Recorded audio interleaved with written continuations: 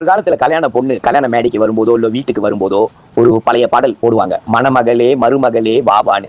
இன்னைக்கு அதே கல்யாண மேடையில ஒரு மருமக வரும்போது போடுற பாடலை நம்ம பார்த்தோம்னா, தொட்டதெல்லாம் தூள் பறக்குது மம்முட்டியா மம்முட்டியான்னு பாடிக்கிட்டு தான் இன்னைக்கு மருமகள் பாட்டு போடுறாங்க. மணமேடைக்கு வரும்போதும் சரி, வீட்டுக்கு அழைச்சிட்டு வரும்போதும் சரி, இப்போ அப்படி ஆயிடுச்சு.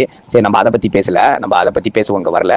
நம்ம அது வந்து குறிப்பிட்ட ஒரு பாடலை பத்தி பேசுறதுக்காக இந்த வீடியோவை நான் செஞ்சிருக்கேன். மணமகளே மருமகளே வா வா, வலது காலை எடுத்து வைத்து வா வா, குணம் இருக்கும் குலமகளே வா வா, தமிழ் கோயில் வாசல் திறந்து வைப்போம் வா வா.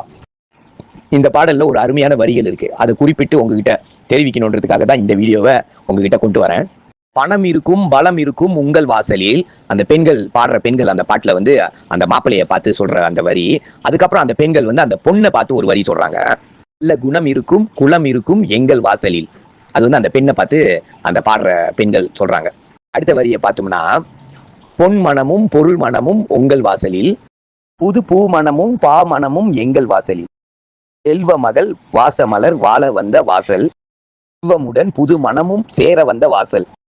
யாரெல்லாம் பாடியிருக்கா, யாரு மியூசிக் போட்டிருக்கா அப்படின்னு பார்த்தோம்னா, Cholamangalam Vijayalakshmi, Rajalakshmi, L R Eswari, music K V Mahadevan. படம் பேர் வந்து சாரதா. 1962 வந்த ஒரு படம் இது. கண்ணதாசனும் பஞ்சு அருணாசலமும் சேர்ந்து எழுதிய வரிகள். நேரம் இருக்கிறப்ப யூடியூப்ல போய் தட்டி இந்த பாடலை கேளுங்க. கொஞ்சம் பழைய ஆளுங்களுக்குலாம் இந்த பாடலை கேட்ட அனுபவம் இருக்கும். இன்னைக்குள்ள புது ஆளுகளால ரசிக்க முடியுமான்னு தெரியல இந்த மாதிரி பாடல்களை.